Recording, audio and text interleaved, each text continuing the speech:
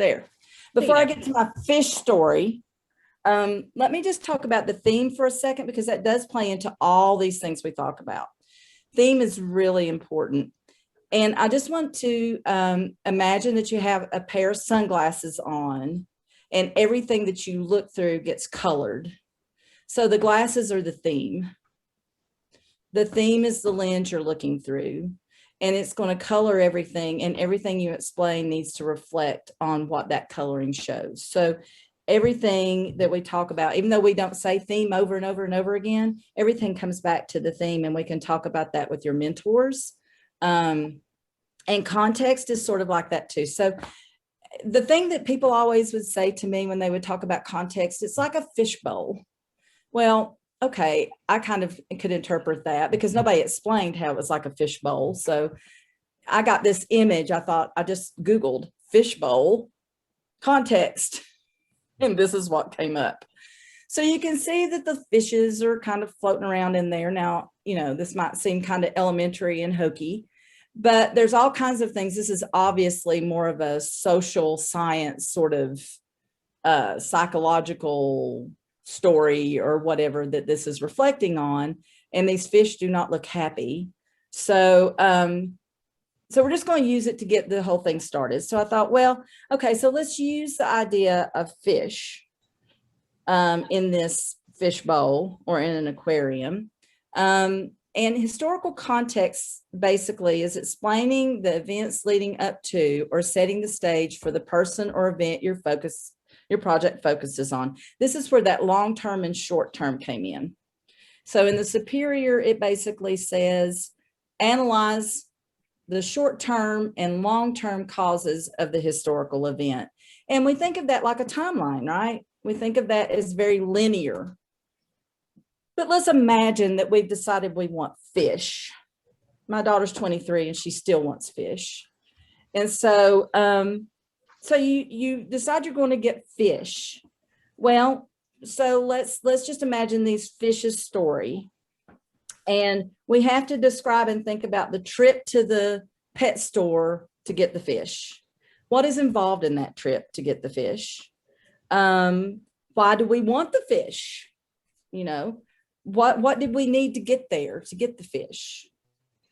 We have to purchase the fish. Okay, well, that involves lots of things like economics and, you know, cash, credit, all kinds of things, you know, that we've got to handle to get the fish. And then once we get the fish and get back home, we find a place for the fish. We locate the fish in a certain place. Why do we locate them there? Does that mean something to us personally? As well as the care of the fish. These fish need, you know, care, but they benefit us too.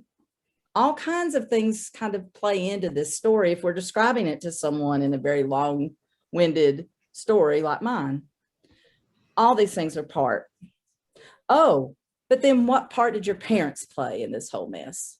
My daughter still will not drive on the interstate at 23. So to go certain distances, she has to ask me. Now, this is all getting in the psychological realm, I know, and Hannah would be very upset if I was using her as an example. But oh my goodness, what if we walked up to the pet store and there was a protest going on? There were people that felt strongly that you should not be purchasing fish to take home for a fish bowl. Now, all of a sudden, things have become a little different and more complicated. And just imagine you were writing your diary entry about this, you know, and then you go back and look at it in 25 years. What would you see extra to it? Now, I know this is kind of hokey and nobody's going to be writing about fish, but imagine your person, your event. And it's kind of interesting with communication because communication can drive this discussion. And sometimes we get really involved in the thing that really interests us, the person, the aspect that's being communicated, that piece that got us into it in the first place. But remember, with this thing, communication can actually help drive all those elements of context. So context is kind of complicated in that it's much more complex than just a timeline with things listed. You can get to it by that, but the judges need to understand, if you just have a timeline with these events and you don't explain how they relate to your topic, how they reflect the theme, then you've gotten a stab at it, but you haven't done the analysis and really explaining it. So nobody's going to write about a fish.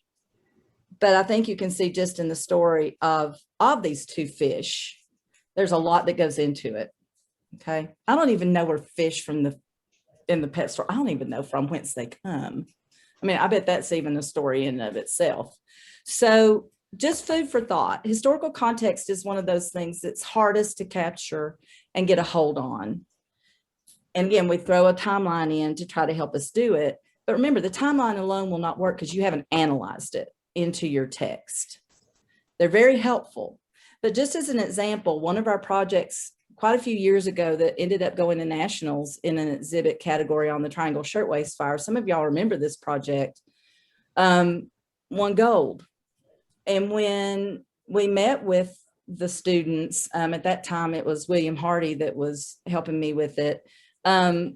William challenged them. They had an incredible timeline and it took up a big chunk of space and it took up a lot of words. And they still had some things to accomplish. And he challenged them. I challenge you to take that timeline, set it aside, and now work it into your label text as it's important. So, just think about these things. Remember, it's a process.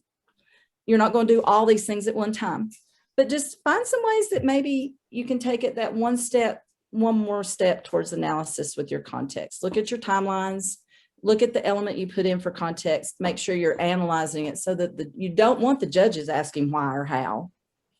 You need to provide that information to them.